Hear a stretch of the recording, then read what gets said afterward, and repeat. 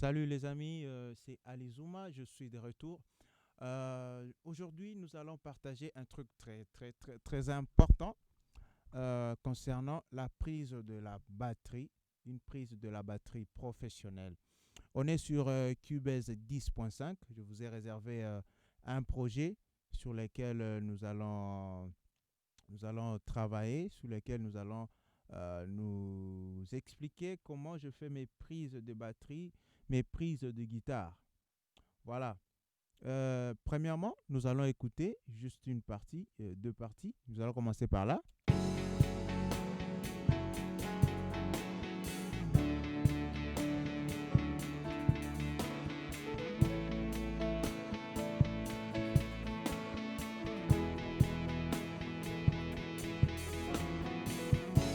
Nous allons écouter la seconde partie.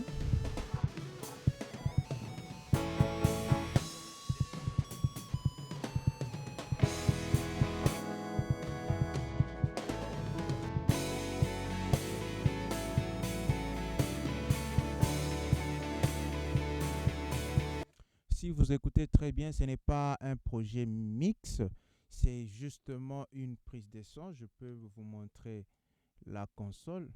Elle est là. Il n'y a aucun effet là-dessus. Il n'y a aucun effet, tout est vide. Il n'y a même pas de groupe. C'est justement du brut. Ce que vous voyez là, je vais vous expliquer qu'est-ce que ça fait là-bas. Voilà, nous allons écouter la grosse caisse, particulièrement, individuellement. Là, c'est la grosse caisse. La caisse claire, qu'est-ce que ça donne?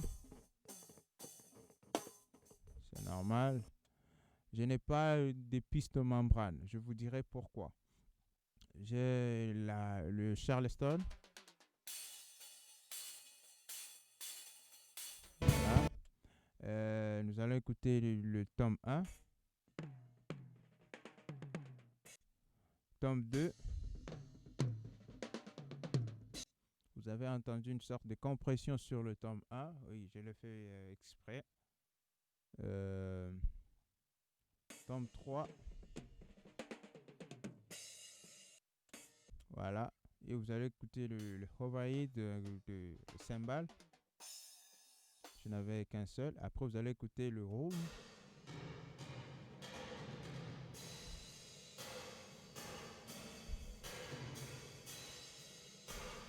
Voilà. Je vais vous expliquer comment c'est créé le Room de la batterie en stéréophonie comme ça, pour donner de l'ambiance, donner plus de l'ambiance à la batterie, parce que vous pouvez écouter en général. Si j'essaie de muter,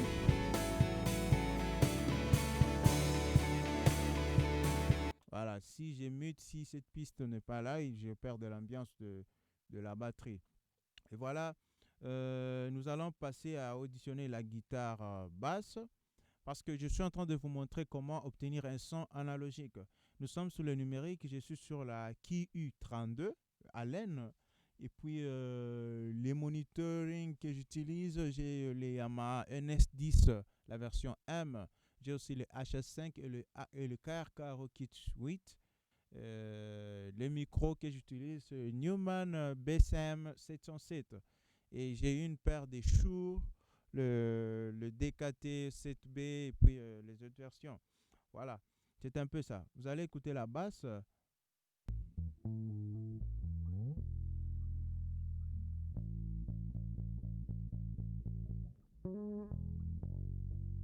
Là, c'est la basse. Bon, le piano, ça ne pose pas vraiment de problème. Vous allez écouter les guitares.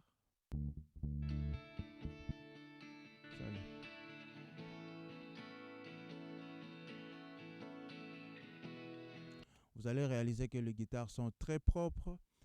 Comment je fais mes prises de guitare? J'utilise Guitar Rig 5. Je n'ai pas des amplis dans le studio physique, mais j'utilise Guitar Rig 5 directement dans mes enregistrements, vu que je l'ouvre en standalone.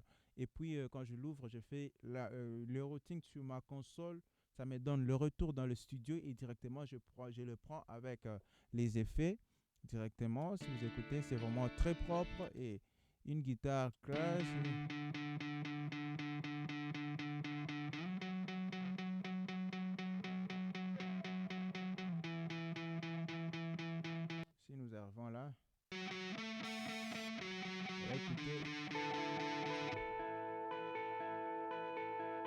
dans l'ensemble de la musique. Waouh! Vous allez voir que c'est quelque chose de bon. Il y a déjà une très bonne couleur analogique.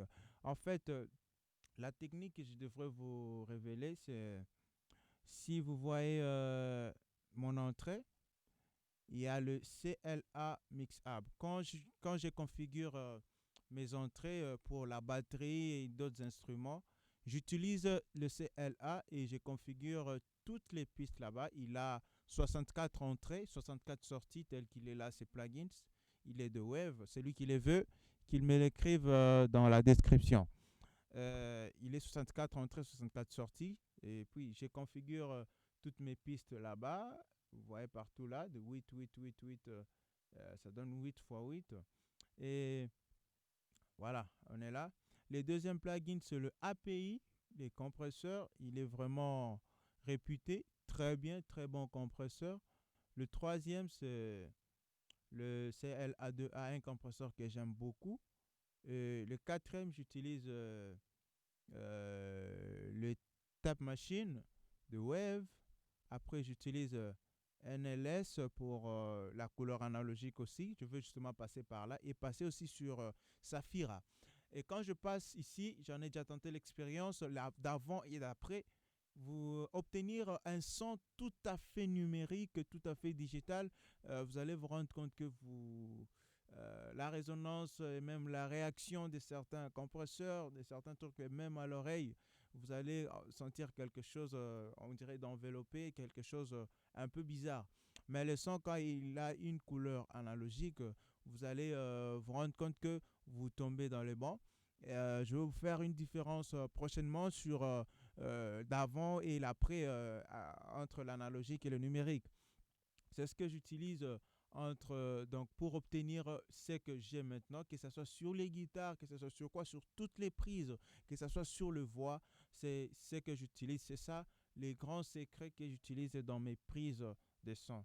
Du fait que le rack ne sont pas vendus partout, les compresseurs analogiques ne sont pas vendus partout, vous allez vous rendre compte que nous devons nous servir de ce que nous avons comme plugins pour obtenir quand même un son analogique, un son bien, bien, bien fait. Et justement, si avec la prise, je suis déjà là, avec cette propriété, dans mes mix, j'aurai vraiment un mix très propre, un mix qui me fera. Si vous écoutez par exemple cette partie, et il y a de l'afro introduit dans le gospel. Voilà, c'est un peu ça. Celui qui a besoin de dernier wave de 2020, qu'il m'écrive dans la description. Je suis sur Cubase Pro 10.5, si vous voyez. Voilà. Pour obtenir cela, faites cela chez vous, appliquez cela dans des prises. Et puis, il y a une autre technique. Si vous avez déjà fait vos prises, ce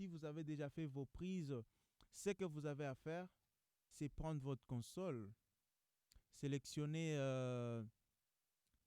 toutes les pistes, vous sélectionnez toutes les pistes, vous activez les liés rapides, le quick link.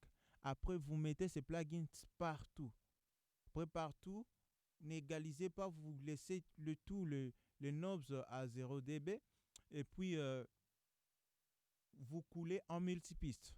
Pour couler en multipiste, vous le savez, c'est justement exporter.